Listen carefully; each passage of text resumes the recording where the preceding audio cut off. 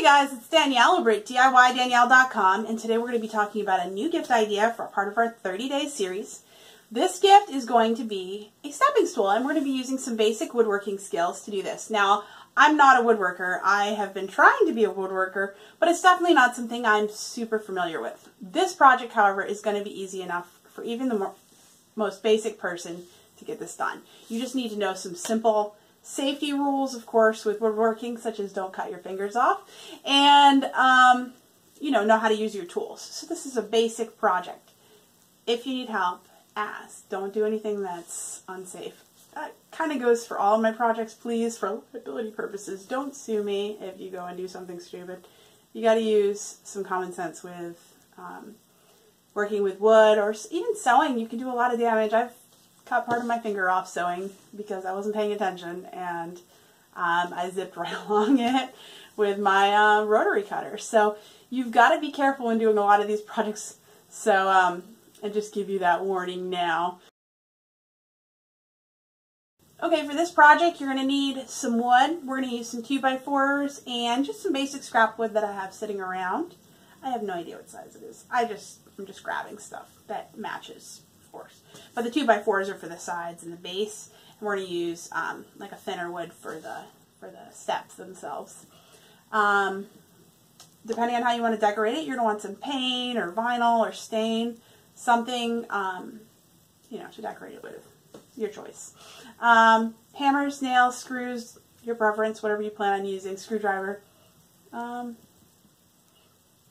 you don't really need much. Something to cut the wood with, of course. And that's it. Now, of course, we started by cutting all of our wood.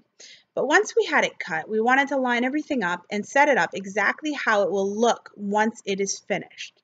This will allow us to get perfect right angles and to make sure we have the best setup possible so that we can screw everything in without anything being lopsided or going on incorrectly, that sort of thing.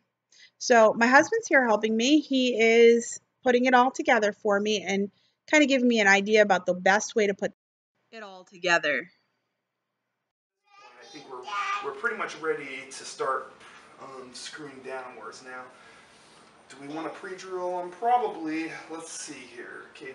So when I'm selecting a bit for pre-drilling, I either go online and find the type of screw and say, well, it needs this bit. But if I'm just guessing at it, I like to hold the screw in front of the drill bit and kind of look, because you have your threading on the screw, and as long as you can't see the drill bit behind the threading, when you overlap the two, you probably have a decent sized bit picked, because you want it to be so that you're not just putting the screw in a hole. You want the threading to catch on the side. So that one was a little bit too big. I'm going to go with this smaller one. Don't touch, Peyton. For low speed and high speed. I use low speed for screws, high speed for drilling. And when I'm drilling, you got all your different settings here for how much torque. When you're screwing, you always want to go to the little screw here, because you don't want it to just get stuck in the wood. You want to screw through it. So which setting are you at? The one that looks like a screw, like a drill bit. Okay. I mean, not a screw. All right, so now I'm picking spots. I'll just go in corners here. I'll put my hand down to give some weight to it. Oh, and the other thing, I guess, is if we want to make sure that we're pre-drilling to a good enough length, we probably want it to check that. So if you need to adjust it, just loosen up your chuck and make it longer. It doesn't really matter to me if it goes longer than the length of the screw. I don't care that much.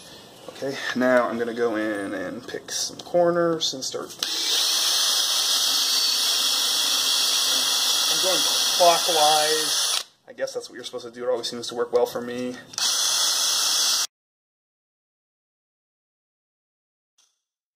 Now he's using a countersink, and what this will do is it'll allow you to create a little indentation so that when you screw your screw in, it will be flush with the wood or slightly under the wood.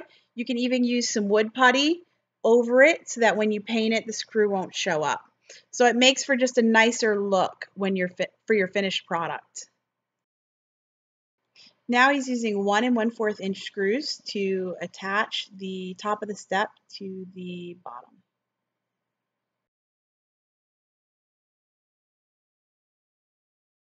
Now we're kind of, we got this part right here, and you can see, if it's still not completely fastened in, but now if we're trying to, like, fasten this piece into here,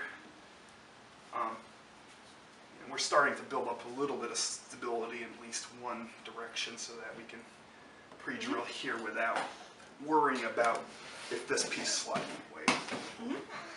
So now we'll do the same thing for the bottom.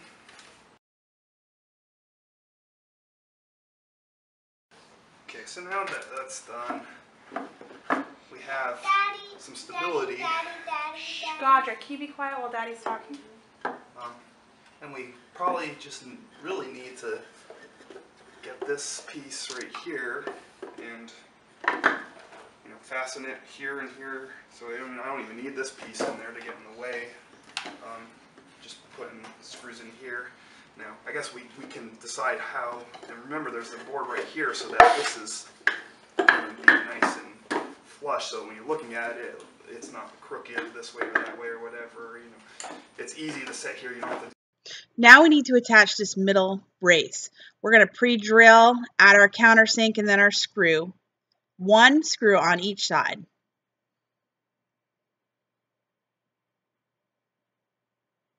We'll just put this back on where we had it before.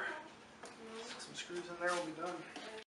For this top piece, we're just adding another screw right on the top to attach to the brace as well. That way everything is held nicely in place. We're finished. Yeah. Can you step on it and see if it still works? Mommy, I please go on this painted one. Whoa, it works! I please go on that one.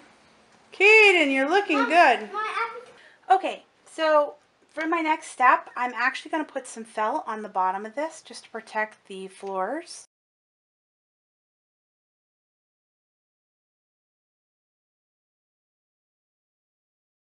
Okay, so we are finished and we have 3 step stools now.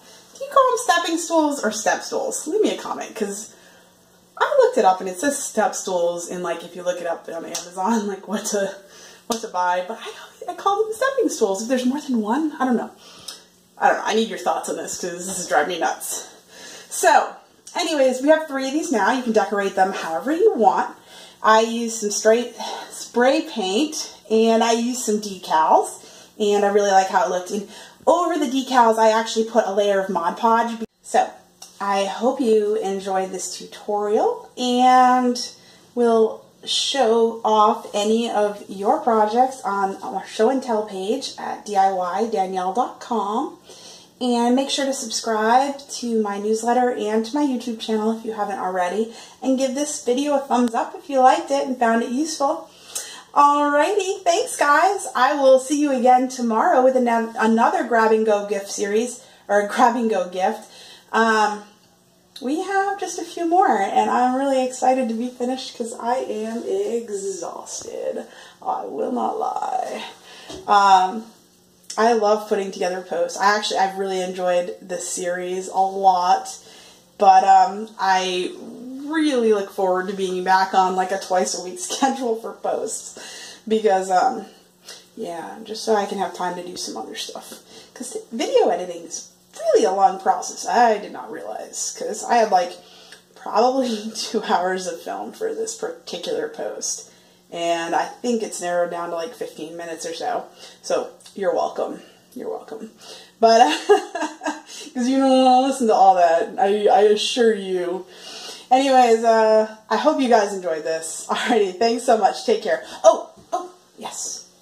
There it is. There's one of them. And as you can see, it is apparently strong enough to support my weight, which means it'll support pretty much anybody. Woohoo! So, there you go.